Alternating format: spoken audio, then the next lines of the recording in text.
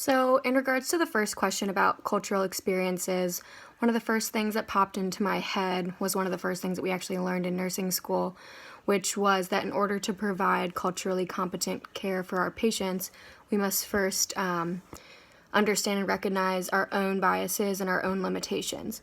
So, my first clinical experience was at Roberts Academy, which is in Lower Price Hill, and they have a school-based health center there.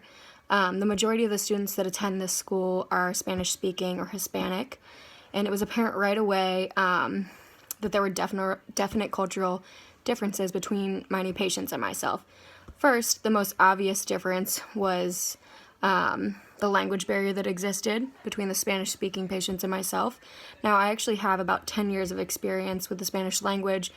I studied abroad in Costa Rica and lived with families there, so I do understand a lot of Spanish, which really helped me out in this situation, but it's been a while since I've had to put my Spanish skills to use, so as we all kind of know, if we don't use it, we lose it, so it definitely took me a while to get back into gear and feel comfortable working with the Hispanic and Spanish-speaking patients.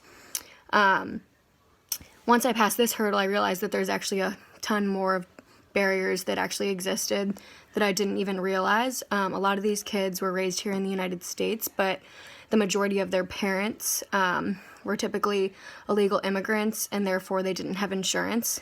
Because of this, the families tended to be extremely weary and weren't 100% trusting of our healthcare system here in the U.S., which it completely makes sense, right? They were scared that if their child was sick and needed to go to the doctor or come into our school-based health center, that that would somehow put them at risk for being able to remain in the United States. So I can kind of understand how that would be a big barrier there. So it was a great experience firsthand to be able to see my preceptor provide health care for these patients and to be able to see the differences and how she was able to actually put all of her own biases and all of her own limitations aside in order to provide the best care possible for these kids. So I learned a lot from my preceptor at Roberts, and I was actually able to take these experiences back with me to my floor on A6 South.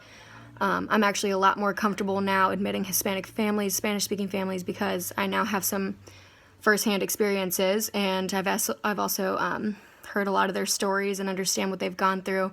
So therefore, I'm more able to understand their concerns and their weariness about having to be hospitalized and having to be admitted in a hospital in a foreign country. So I try my best to use what I've learned to make them feel as comfortable and as safe as possible while they're under my care. With regards to the second question about culturally based healing belief systems, I think it is definitely important to incorporate the pillars into providing care for our patients. One example that I can think of would be in relation to rituals.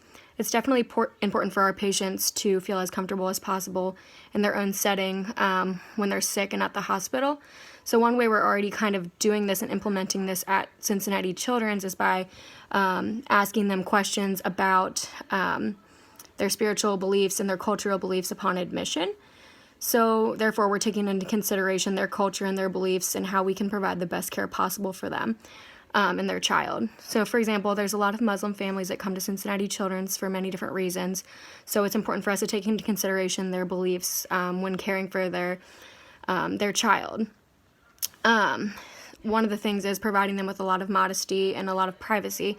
Typically, we attempt to provide them with gender-specific care, but if we're unable to do so, we always make sure that the families are aware of the situation and that they're comfortable before entering the room and that kind of thing. So that's just one way that I kind of feel like we're incorporating the pillars already into our system at Cincinnati Children's, but I definitely think there's a lot of ways we can expand this and hopefully continue to grow.